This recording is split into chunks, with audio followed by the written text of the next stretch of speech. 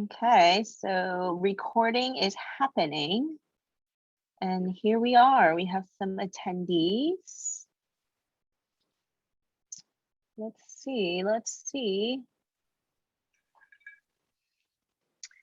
Hello, internet. Hello, the internet. This time last week we did this, and that was the day when Instagram and Facebook was down. So everyone was just like, what do we do? All right, we're just gonna wait a little bit. You guys can see the attendees, right? No. Kelly and Kara? No, yeah. You have ultimate power. Oh, that's exciting. Yeah, that is exciting. Okay. Gonna wait one more minute. Kelly, your hair was so yellow back then. It was fun having yellow hair in snow. Is your hair like gloriously long right now? It's so long. It's crazy. What in the world? I feel like it grew like 10 inches since I saw you in July. Yeah, it's just what I've been up to. What have you been doing? I've been growing my hair super long. Mine doesn't grow.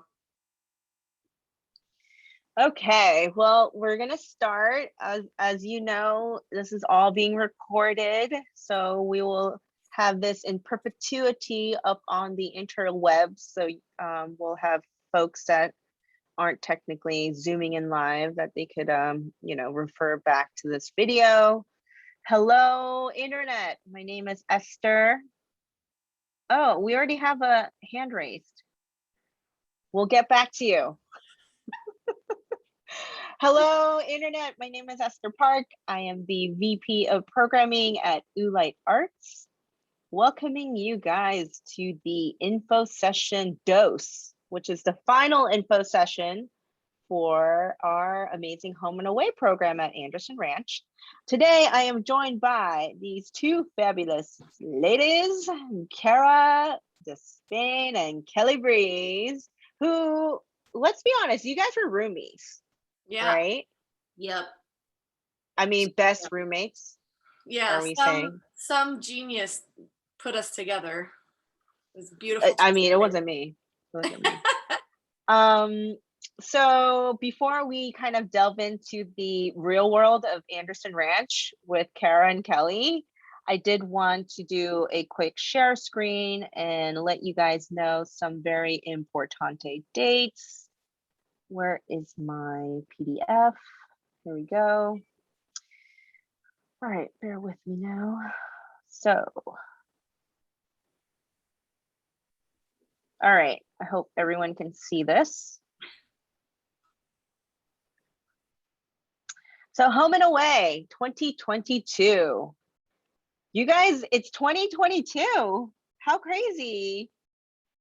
I mean, y'all went well, we're gonna get to that the fact that you were the last hurrah before the entire world just melted away. But yes, that was what, 2019?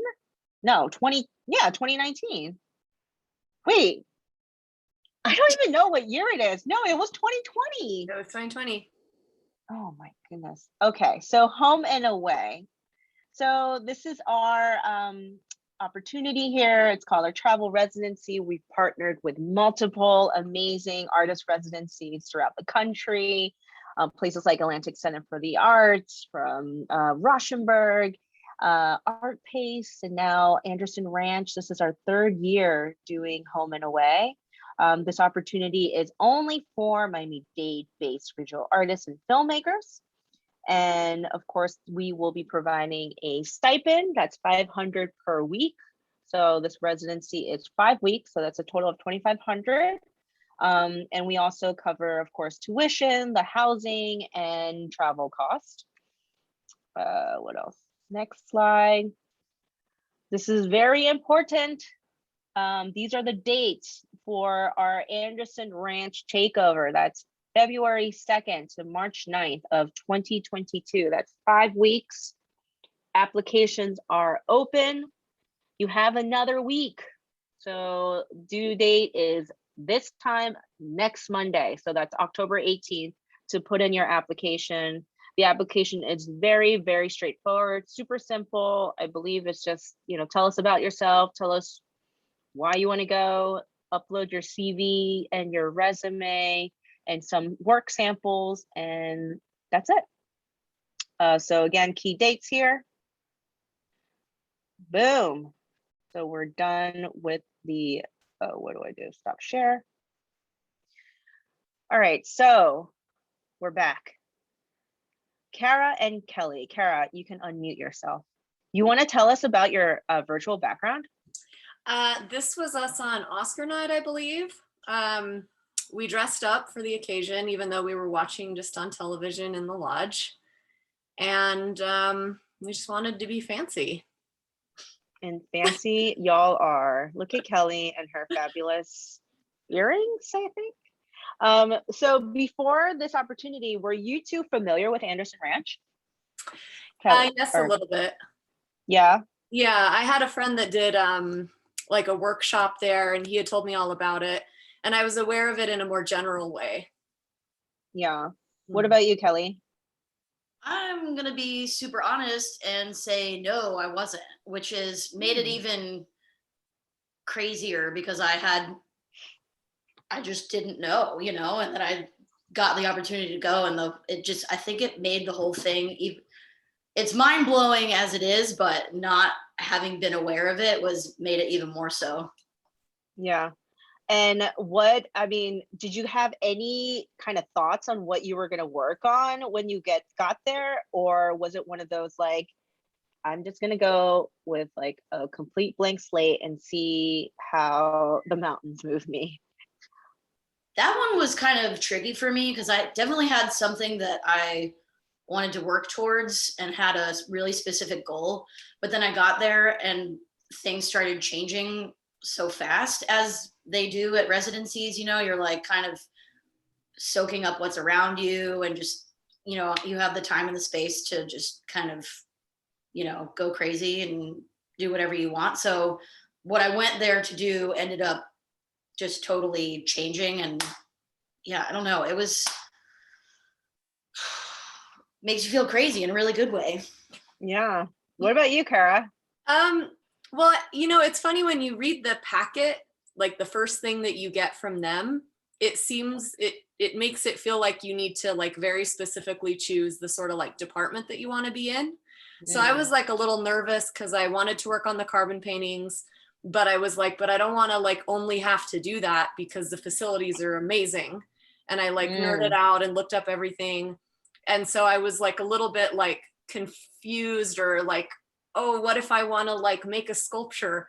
And then when I got there, it was like totally not that way. It was, I did work on the carbon paintings, but I was also able to try all this other stuff that was incredible, like the Fab Lab and ceramics and all these different things. So I felt like a really generous dimension of the whole thing. And yeah, I felt spazzy too, just like, look at all this. Yeah. Facilities there that you're just like, amazing. You're constantly in this. And also I was in the ceramic studio in the back, and obviously I'm not a ceramicist, but then I, started doing clay stuff. And then it was this whole like, oh my God, am I going to make a bunch of ceramics now? Like, I don't know, like, no, I should keep painting. Yeah. Just as also a little housekeeping for those that are attending live on this Zoom webinar, please put your questions either in the chat or in the Q&A function. I'm sure a lot of folks have specific questions. I know this has always come up. Tell us about the facilities. Everybody wants to know, what are the facilities? Because, everyone's like, it's awesome. And it really is. I mean, I'm not a maker, but boy, do I wish I was a maker. Yeah. I mean, it's better than my college.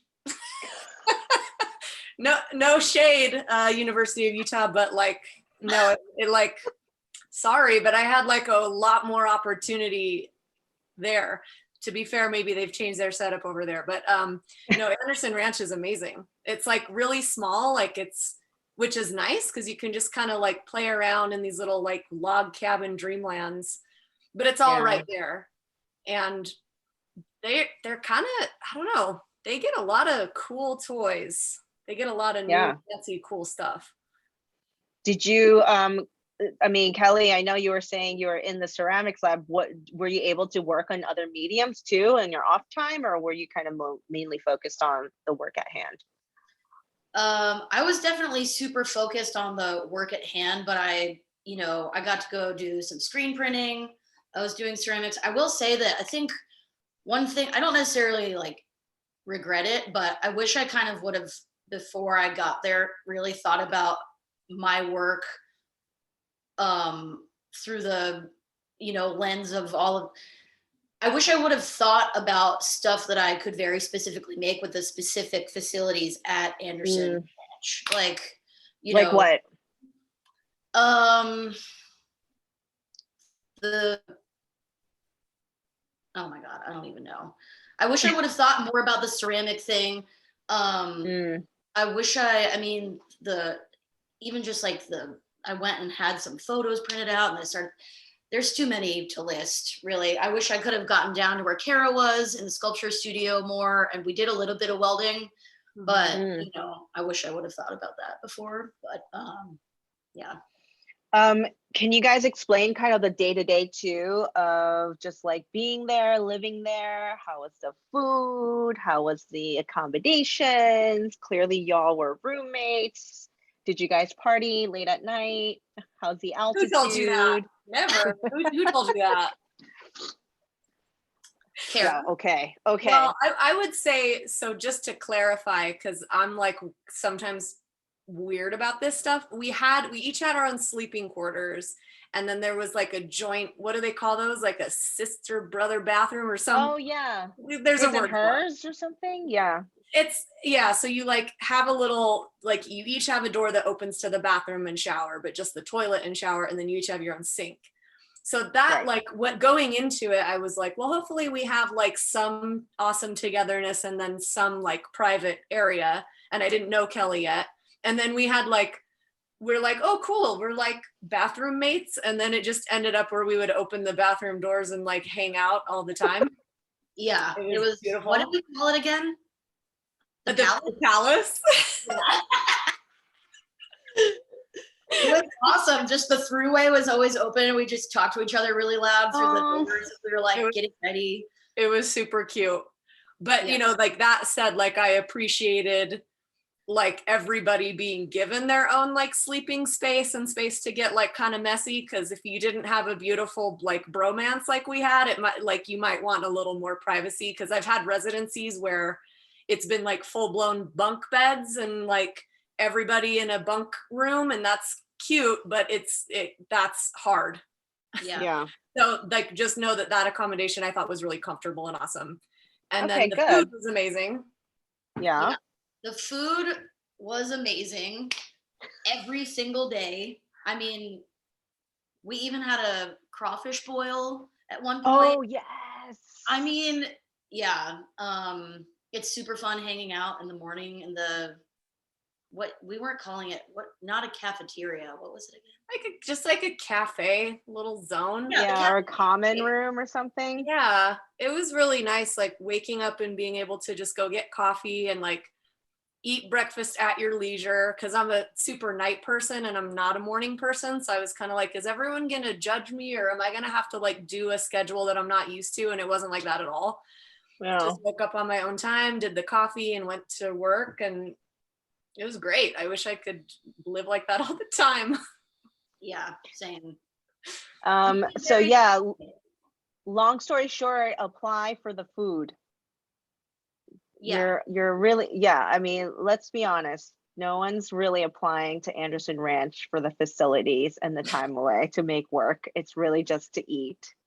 Food is very important. How about kind of your day-to-day kind of workflow where you, and you guys did get curator visits, right?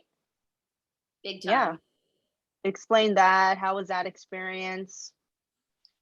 Well, I would say, first of all, as far as the day-to-day goes, you know, they really appreciate people that are really committed to being in their studio, which I think all of us kind of just inherently are anyways. But so there was no problem there. It was like, wake up, go get some coffee, do your thing, hit the studio, and kind of just put in hours. I mean, Kara and I would both be, you know, there until pretty late every night. Everybody was, honestly, with like a little bit of a lunch break. But and then the curators were kind of you know, well staggered. So there was like the first visit, everybody was tripping because I believe the first visit was with Larry, who rules. But you know, all of us were like, oh my God, we haven't made anything yet. Like, it's only been a few days. Like, what's he gonna say? Don't freak out about that. It's nice to have somebody come in and kind of like set you on your path. And then the next one, I believe, was Helen. I don't know. They were, or no, Corey and then Helen, invaluable. I mean, the just getting to talk to the curators alone was, I mean, Helen said like one sentence to me, like the second that she walked in, which like completely changed my entire art practice. Not to be dramatic, I'm serious.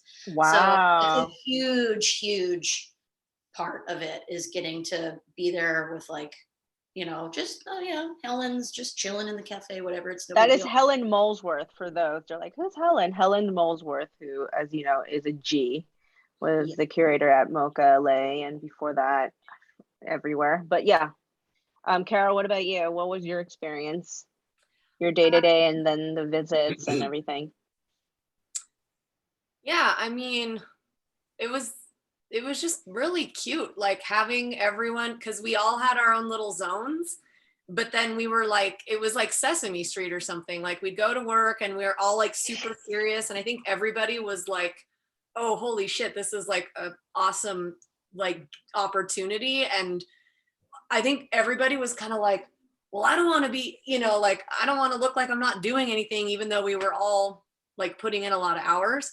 So it was kind of like that. Like we'd all go to our little studios, and everybody had like slightly different working times. And then the dinner is the meal that everybody eats together.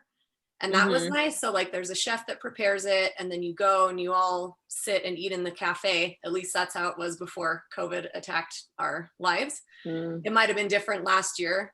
But that was nice, because then everybody would kind of like hang out and debrief and have a drink and sort of like talk about what we're working on or not. And then when the curators were visiting, that was a cool element of it, because it wasn't just the like, oh, showing my studio and like having that weird energy. It was also getting to hang out a little bit and chill with them a little bit in a way that's more, I don't know, like natural, instead of kind of like the performative studio visit. Right.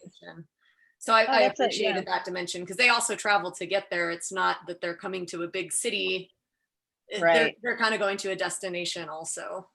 So yeah, that's actually an interesting point. Yeah, because their guards are a little down, less than just like, I live in New York and I'm just gonna do another studio visit. So yeah.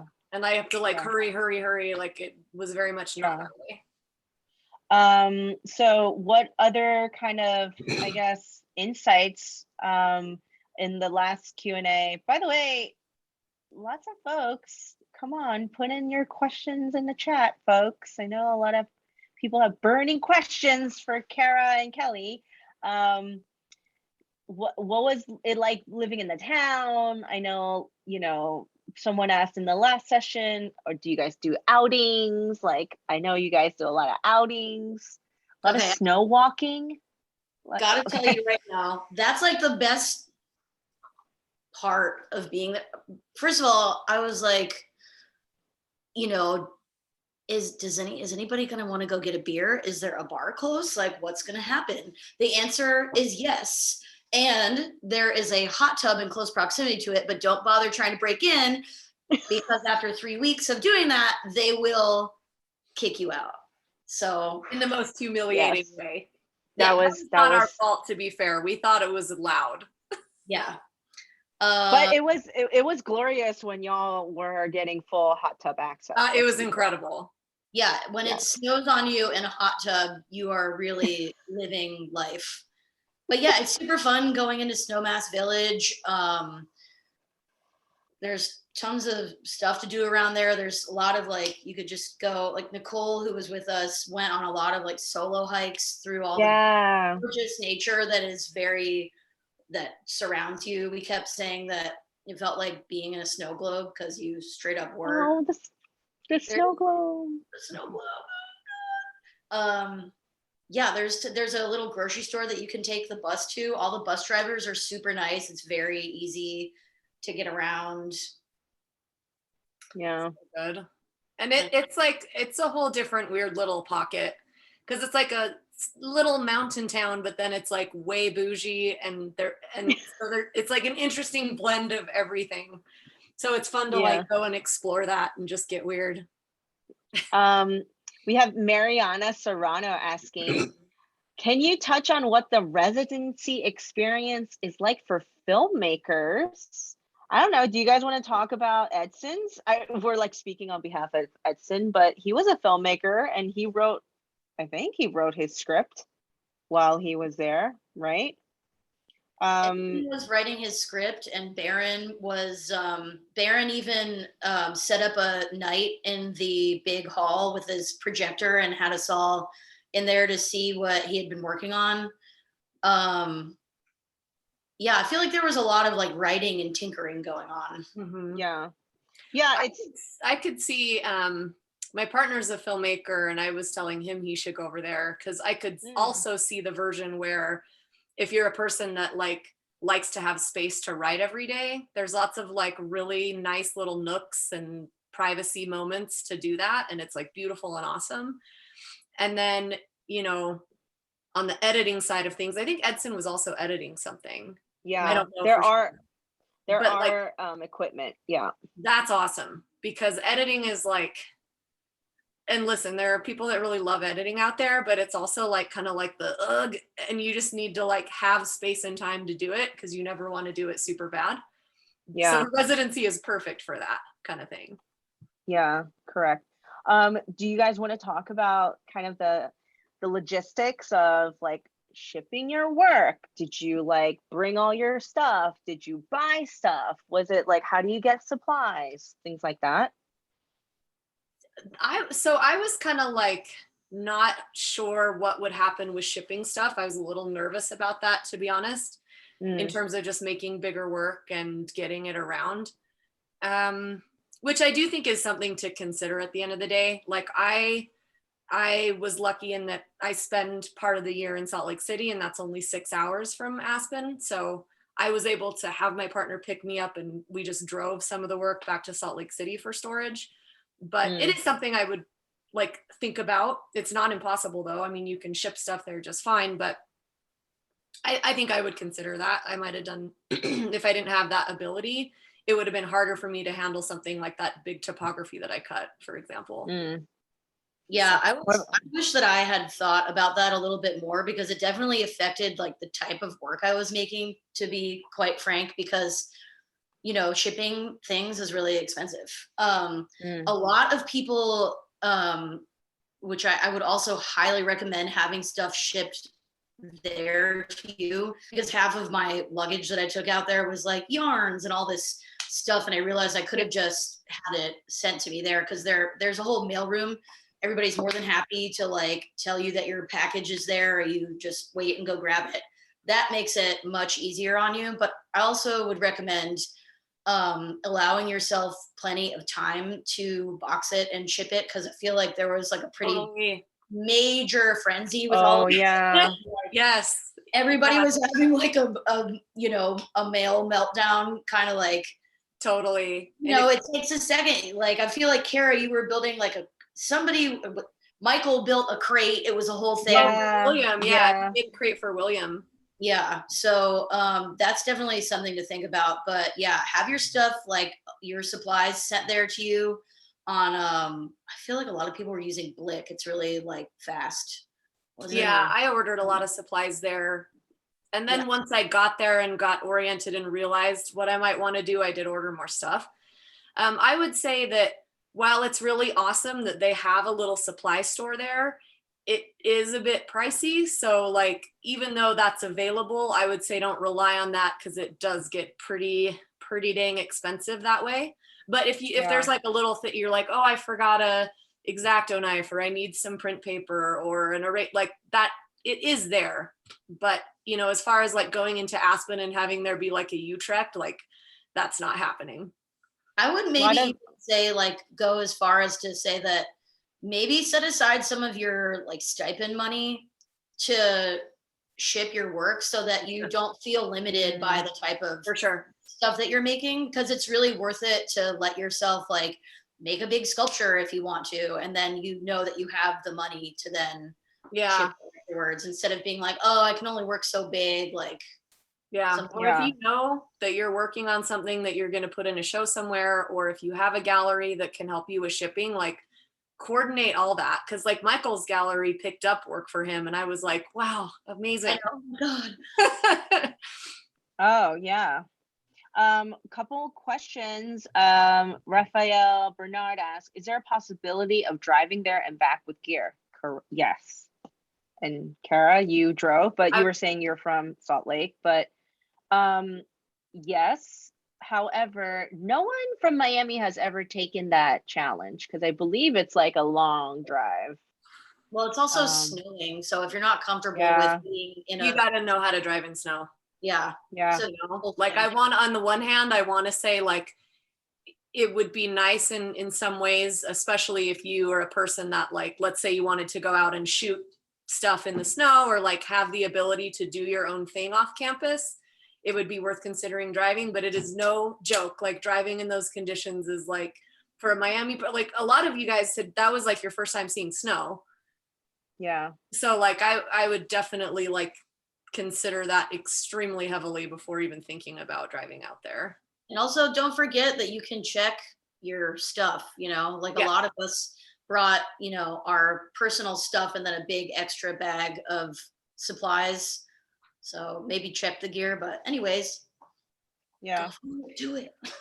Mara asks, hi Mara. I was wondering, how do the other artists on the residency impact your art practice? Ways of thinking, things of that nature. Like if that felt like an important aspect of the residency. Big time. Yeah, I think so. And you know, it always depends, any residency with a group, it just kind of depends on who's there and the group dynamics and how. But I think going in with like a level of openness is, and like Miami, you know, it's like a pretty small scene. So a lot of us know each other, even if it's loosely. Like I kind of knew half the people or knew of them, but didn't know them personally. And then the other half I didn't really know at all. And that was awesome because I was like, oh, I'm not going to just gravitate toward the people that I know. And then because there's so much kind of like, I don't know, hanging out together or going out to things, you like the biggest thing artists do for each other is just like casual chatting over beers. And it's like, oh, this is my experience with this or that place or this or that gallery, or this is what I think about when I'm making my work. And I think all that stuff is really valuable, especially because it is kind of like an intimate campus situation. Mm-hmm. Yeah. It's also like, a lot of the stuff that comes out when you're just sitting around in the cafe, like having lunch or whatever, like, you know, it's really interesting to see the way other artists like their experience at a residency, or I mean, it's cool to just see how other professional artists like are and work, and like even stuff like, you know, sharing tips about like finances or something, like stuff that you know don't think about and like, you know, kind of wonder. It definitely comes out. And even, you know, seeing the way people make work, or you're like, you see somebody doing this type of thing and you're like, oh, that'd be interesting, like maybe I could try that too, or it's invaluable. Right. VPI asks, what are the studio spaces like? Is it the same as your sleeping space? Definitely different than your sleeping space. Yeah. You are not allowed to make work in your room, and they are serious as hell. They are very serious about it. Like, but good for them, because that would descend into chaos really fast. Yeah. No, they like it, you know, clean. Keep your bedroom clean, hot tip. Yeah. Um, Yes. Yeah, they'll like come around and make sure you're not being a pig. And so the studio spaces are all there's so many, different buildings and all the spaces are different. So Yeah, it's hard to explain, but they try to pair you based on your discipline, like what you work or what you wish to work in. But I would think that no one's really complained about studio spaces. I mean, it's just everyone got some amazing elaborate space or section and this like magical snow globe, like you said. And I don't know, people were really loving their space. So Yeah, yeah. and they have like each kind of area of focus has like one of their staff like manages it, Yes, and they're correct. awesome. I was with Zakria in sculpture, but each department has a person, and everybody is like so helpful and knowledgeable, and just kind of like makes it really easy for you to navigate all the stuff. And I Yeah. think wherever you land, you're going to be stoked. I mean, that's like what they do. They know what they're doing over there in that regard. Yeah, that's that's really, sorry. no, I was going to say that's really important to note for those that are watching is that there is a designated expert, like artist, studio coordinator in your respective studio. So if you wanted to learn how to weld, steel or pottery or do CAD drawings or everyone is there that's trained to like work the machine, teach you how to do these, work the gears. I mean, so it is really kind of quite magical that way. Yeah. Omar Z asks, hi. Hi, Omar. When and where are we able to show the work that was made during the residency? You guys did a cool show. Yeah, we had the idea to do a show at the end in the gallery, and the ranch made it so that the show that was up came down, and we had like a one night thing that we called Powder House. Powderhouse. But yeah, also at the very end, there's a whole night where people that live there can show up, and Yes. it's open to the public. And Dennis kind of takes everybody around and shows, you stage your stuff how you want people to see it, and there's a whole super fun night of Yeah. Open studio day. Yeah. Hell yeah, yeah. Any other questions for our live Zoom audience? Couple other questions I know was how was kind of your I can't even pronounce it. Well, for Kara, probably not because you're used to the climate. But for someone that's like, again, never been to snow, this is what, 10,000 feet? I think people should be very aware that it is not Yeah. Miami, not Miami. I would say, dial in your winter gear hard before you get there. Like I got did a lot of research and ordered Patagonia stuff, and we were walking around. Kara and I would like go for a walk in a literal blizzard. It was like one day it was like -5 degrees, and we were like, let's just go for a walk. And it was like I wasn't even cold because I got the right gear, and you have to as well. It's important. Get good snowshoes because you won't take them off the entire time. Yes, good point. Yeah. And don't wear denim. Denim's not a snow. Like No. if you're going to go and be in the snow and touching the snow, you can walk around in it fine. But if like, don't think you can wear denim pants and go sledding. That's like such a common mistake. You'll get like soaked and chafed and it'll be terrible. Oh, yeah. And we did Also, sled. yes, lots of sledding. My favorite though is I have to say, because this is a crew from Miami, like the first night we get there and everyone's like, please, like the staff was like, please drink your waters. You're gonna be dehydrated. And everyone was like, who's a cocktail? Let's be honest, what was the 2 drink of choice at the ranch? White Claw and Let me show you. Kara. Let me Let's show see you. it. Drum roll. I have to turn this off. I don't Oh know my how God, to.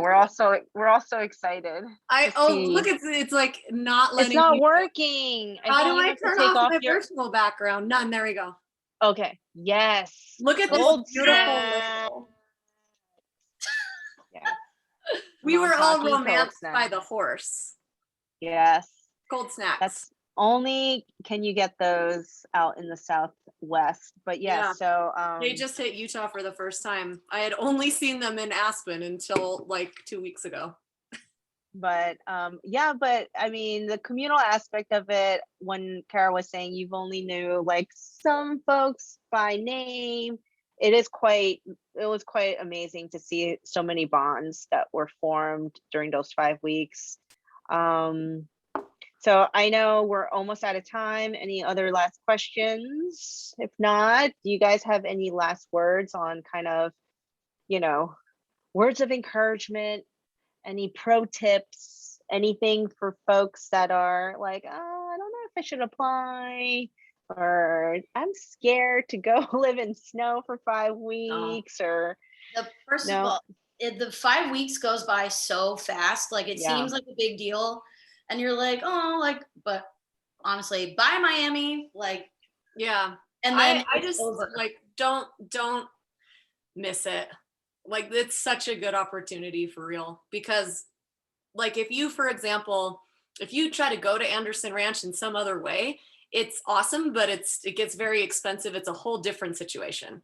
Like this Yeah. is like truly a gift when you realize like, they have summer workshops and they pack it and lots of really cool artists go, lots of really cool artists get invited for residencies there, but it's like some exclusive shit. Like this is an awesome opportunity. Yeah.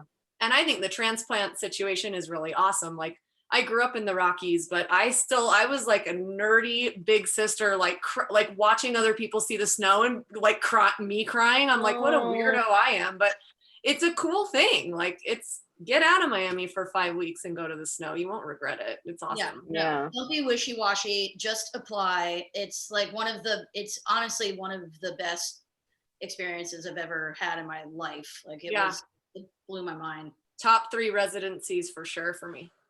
Yeah. Omar again asked, is there internet available? And if so, what's the Wi-Fi password? Omar, are you at Anderson Ranch right now and you just need the Wi-Fi password? Because I just don't know on how to answer that. But yes, there is internet up there. It's not completely off the grid. All right. Well, I think we're good. But again, super important. You have 1 more week. October 18th is the deadline. Please apply. More information on our website, ulightarts.org. Thank you, Kara. Thank you, Kelly. I wish y'all could apply again, but I think we have to wait a couple more years for the read. I would apply every year if I thought it was possible that I could do it. And yeah, thank you guys and good luck. Good luck, and tell all your friends. Apply. Bye. Bye. Love you guys. Love you. Love you.